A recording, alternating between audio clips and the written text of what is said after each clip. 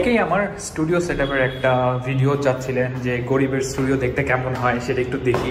So আজকে এই ভিডিওতে আমি আমার স্টুডিওটা কিভাবে সেটআপ করেছি বা স্টুডিওটা সম্পর্কে একটু আমার স্টুডিওতে কী কী গিয়ার্স ব্যবহার করেছি, কী কী আইটেমস আছে তা আমি দেখাবো। আর প্রথমে বলে রাখি, আমার স্টুডিওটা একটা চিলে কোঠা। চিলে কোঠা মানে হচ্ছে কি আমার ছাদের একটা রুম, ছাদের রুমের মধ্যে হচ্ছে কি আমার স্টুডিওটা। আর আলহামদুলিল্লাহ আমাদের বাসার ছাদটা খুবই সুন্দর, অনেক ফলের গাছ আছে, অনেক ফুলের গাছ আছে, ইভেন এখানে কিছু ড্রাগন ফ্রুটের গাছও আছে। সো ড্রাগন ফ্রুটগুলা এখন মনে হয় নাই, যাই হোক অনেক ধরনের সুন্দর সুন্দর গাছ আছে। সো ভিডিও বানাতে বানাতে যখন একটু বোর্ড হয়ে যাই, একটু বিরক্ত ফিল হয়, তখন বারান্দায় চেয়ারে বসে থাকি। তো এখানে দেখেন খুব সুন্দর ফুলও ফুটছে, জবা ফুল। আর এখানে দেখেন আমি একটু দেখাই, স্টুডিও দেখার আগে একটু আমি আমাদের ছাদটা একটু দেখিয়ে নিই। তো দেখেন লেবু, লেবু না, এগুলা তো লেবুই। সো লেবু আছে, আবার এখানে দেখেন কি সুন্দর ডালিম ফুটছে।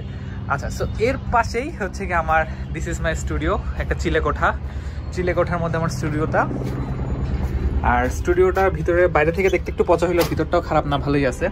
তো দিস ইজ মাই স্টুডিও। এখানে হচ্ছে কি এটাই আমার স্টুডিও রুম। সো আমি একটু লাইটটা জ্বালিয়ে দিচ্ছি।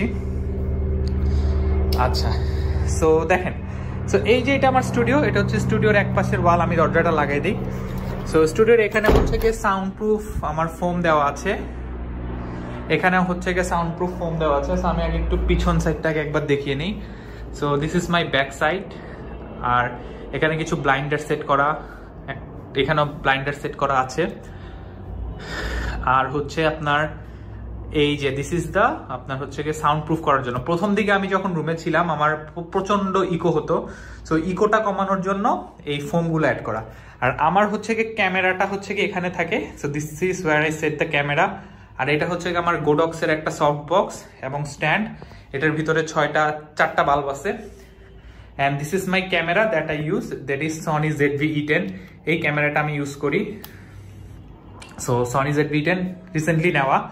আচ্ছা, এরপরে দেখেন সাউন্ড কমানোর জন্য, সাউন্ডের ইকো যেন আরো কম হয়, এই কারণে আমি আরো কিছু আমার সোফার কিছু বালিশ এখানে দিয়ে দিয়েছি।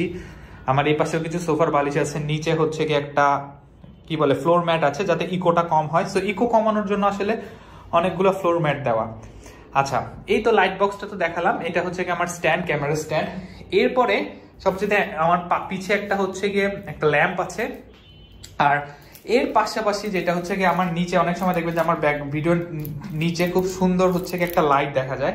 সো আমার এরকম দুটো আসলে 8GB লাইট আছে, ঠিক আছে। এই দুটো 8GB লাইট তার কাছ থেকে নিয়েছি, প্রায় তো খুব কম। সো 8GB লাইটগুলো থাকে এখানে।